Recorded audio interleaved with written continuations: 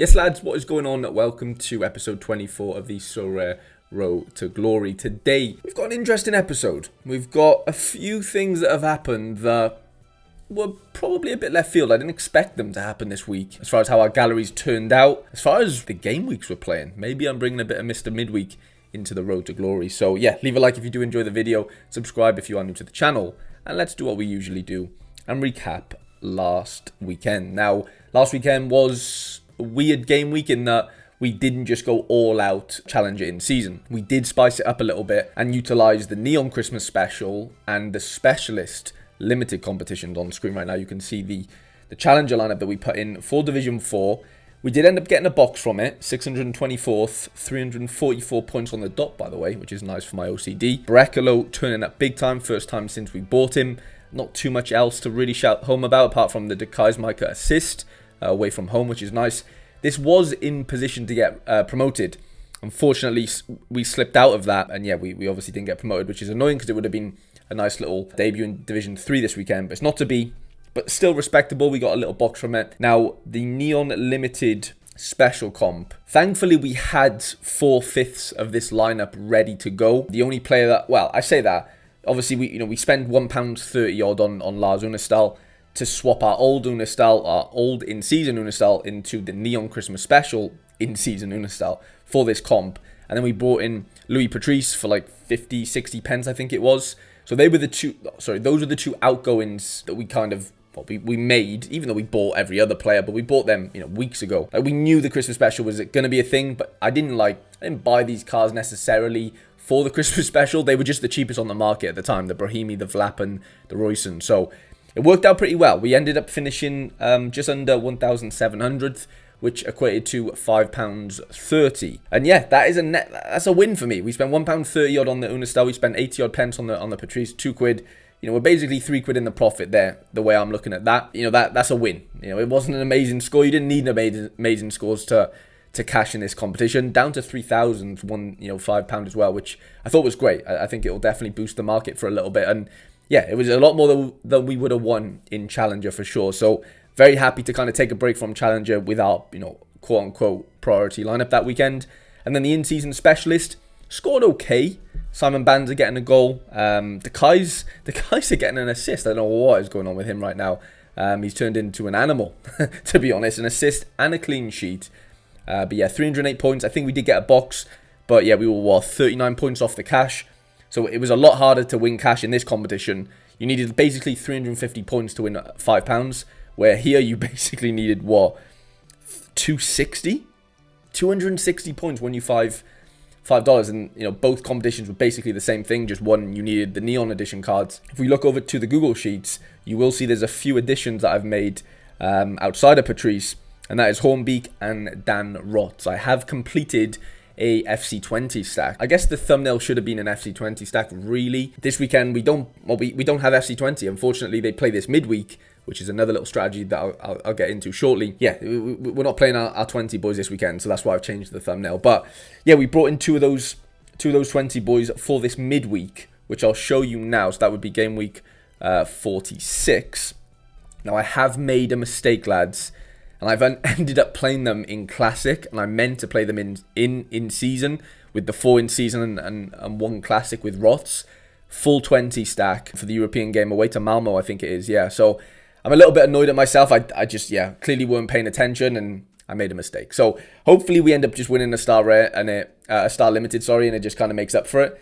But yeah, not competing for cash is a little bit annoying because I did bring in the in-season Van Hornbeek. The Rots was classic anyway, but you know what I'm saying. Just, mistake on my part. But yeah, we paid £1.30. I'll make this a little bit bigger. We paid £1.32 for Hornbeek. This needs to be in the red because he's down a little bit right now. And Rots is slightly up on floor price. These are all the updated floor prices of our cards. And yeah, I haven't sold anyone since Brown. Our total balance is just under £17, thanks to the cash injection from the Neon Special. And gallery value sitting really healthily at just under 58 quid. So I think we're at the highest we've ever been, combining cash balance with gallery value. I have added a new little table here, just a simple one, just to kind of track the cash we won.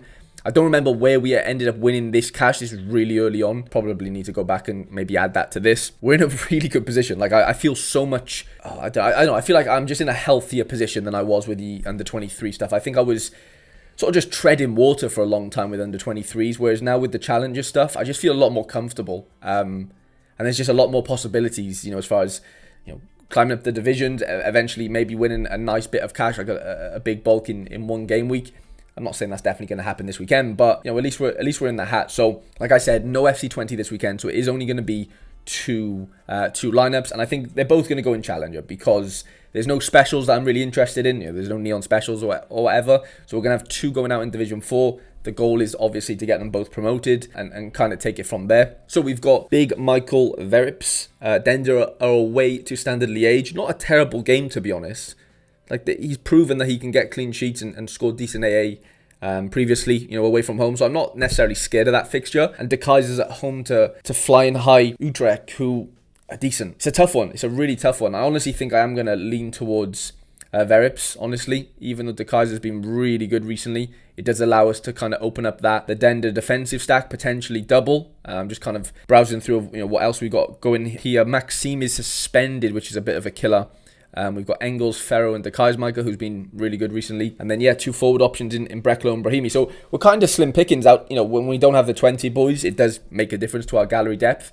But that's fine. We're going to have weeks where, not everyone plays, and that's just part of, fixture planning and whatever. They're playing this midweek, so hopefully I can win what I would win maybe on the weekend this midweek with the 20 boys, right? So that's kind of the way I'm looking at it. Brahimi pulled in some incredible AA last game at home to Standard Liège. Nearly 37 AA as a forward is bonkers, lads. Big chance created, 7 attempted assists, 20 penalty area entries, unbelievable. But Brekalo's, showing a bit of form, and they're at home to Hatayspor. So it's honestly a really tough one to pick there. Because, we know Brekalo can get a bit of AA. Brahimi's lacking on the DAs a little bit, but his AA floor is just so much better than Brekalo, realistically. But the fixture does lean me towards Brekalo, honestly. So I'm going to have to back my boy there and go for him. And you know what? I think I'm just going to go all out Dender defensive stack and probably keep Ferro with him. That's just probably a preference thing. Give the armband to Brekalo. I am going to just double check on what the Dender lineup is looking like over on Predictify. We've got Ferro at 95, Big Kobe Cools and Royson at 95, and our keeper the same. So, nothing really to worry about there. Do we have Turkish League? No, we don't have Turkish League predictions. Who else is in that lineup? That's about it, isn't it, outside of Brekalo? So I'll keep an eye on what Brekalo looks like as far as his percentages go later on in the day. And then we go to Kaiser. I'm quite tempted to play Patrice as well somewhere here. We have to go to Keizermaker. We're definitely going Brahimi. And then it's basically either Patrice or Engels. Engels is, quietly going under the radar. He's not an amazing player, for, by any means. But, this lineup is probably, sort of calling out for a smasher classic card to go in that extra position. It would have been Maxime, even though he hasn't smashed recently. It would be Cham, but Cham's not playing this weekend. Neither is Banza. So Trabzonspor 20 not playing does really limit our options. It's a tough game against Antwerp. I'm not saying that, they can't go out and score against them because they do concede goals, Antwerp. But, it's probably a tougher game than what Hercules has. So I think I'm going to go Patrice and give Big Brahimi the armband. I think we're going to be looking like that. Let me go to... Well, we could look at Hercules, Engels is on, De Keizermaker is on, Mirani's on, and obviously the keeper. Who else did I want to see? Brahimi, isn't it? What is his script? Brahimi on 80%, okay, and Big Patrice on 95. Can't really ask for too much more than that. Like I said, there's room for both of those lineups to have a classic smasher in there. And, obviously I like using the pick score from Sorare data, to do that. So we go to Challenger. It can be any position. Obviously, we don't really mind what position that smasher card is, as long as it's, relatively cheap and affordable. Mertens is 11 quid right now. Bit too punchy for me. With a balance of 17 quid, I can't be spending, more than half of that on a Mertens, even though he's doing really well. This Rente's been scoring pretty well, and they're at home to Heerenveen. £1.06. Not a terrible situation to get yourself involved in. Big Chris Mepham, Wales' finest, £1.06 at home to Plymouth. It's a perfect fixture for Sunderland at home to Plymouth. They're just getting battered every game right now. So he could put up some nice AA. That I look at that and go, that would be a decent option. But I don't really like playing. I don't really like buying a classic smasher that's a defender. I don't know. For me, it just has to be a midfielder or forward because I just think their upside and their ability to score a bit more most of the time is kind of in line with where I'm at. I'm not saying defenders can't score, 100 points. They obviously can. But, like, it's a great fixture, but that doesn't necessarily mean Mepham's going to walk to 100. But watch him do that now, and then I'll just look stupid. But Struker's at £7 is tempting me, Struker's at £7 is definitely tempting me. Gustavo Hammer at £1.30. Dzeko at £1.50. There's a couple of sneaky options here. They definitely are tempting. Zorgan for £4, I'm tempted by that. I really, really am. Zorgan's a very, very good scorer. At home to Cercle Bruges, at home to Dender next week, but we have Dender boys, so not a great situation there. But I'll obviously just not play him with them. He hasn't been unbelievable recently. Like the DAs, the decisive actions have definitely dried up a little bit. But yeah, he still looks a solid option, doesn't he? Szymanski at £1.30 maybe. Noah Lang's a bit punchy, isn't he? Luke McNally's been scoring really well for Bristol City, £1. Yeah, there's nothing like unbelievable here that I'm like, wow, I probably need to buy that, Brian Hayden for £2. Still not really there, are we? There's our boy Brekalo. Yeah, I don't know. I really don't know. Haspalat for £1.50 and not a terrible move. Rafa Silva, £2.38. I don't mind it, but it's not tempting me enough, I need a little bit more to chew on there. Soyuncu for £2.60. I don't know. I think I'm going to leave it for this weekend, honestly. Actually, as I say that, Big Peer Coop Miners is £1.60. His scores have looked a little bit better recently. That's cheap enough to where I don't mind take it. It's not even a risk, really, is it? At £1.60 for the classic. He's there. He's got a good amount of XP as well. Wow, that's listed way below the floor price, isn't it? I might have to just scoop that up, lads. Yeah, you know what? We're going to do it. Sometimes you just have to act fast, and yeah, this is one of those times. I think he's in. Big Pier's in. That didn't take much convincing, did it? Unless I'm missing something, but he's basically £1 cheaper than the next classic card, which is interesting. I don't know why I deleted that, but I hope there's no injury news. Let's have a look. I think they play tonight. Yeah, they do play tonight. He's on at 80% for the weekend, obviously, depending on what happens tonight in the Europa League or Conference League. I think it's Europa League, to be fair. So, yeah, I don't mind that for that price.